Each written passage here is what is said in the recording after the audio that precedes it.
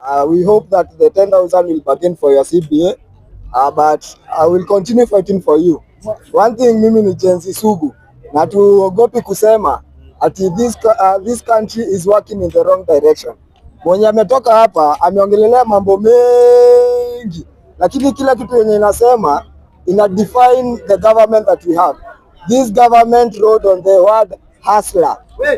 Kila mtu akitaka kuangalia ni nini maana ya hustler. Hiyo ndio maana mnasema jana Ruto akisema at 3 years. Mbona hamukuonesha at 3 years Ruto akichomewa bunge, akirusha cabinet, akinyanyasa wa polisi, hajawalipa pesa zao on time, walimu wana CBA. Kitu ya kwanza nawaambia, agriculture si William Ruto amefanya, kwa sababu mimi nilienda shule. Mambo ya agriculture ni mambo ya transfer of sun. Mahindi inafanya photosynthesis.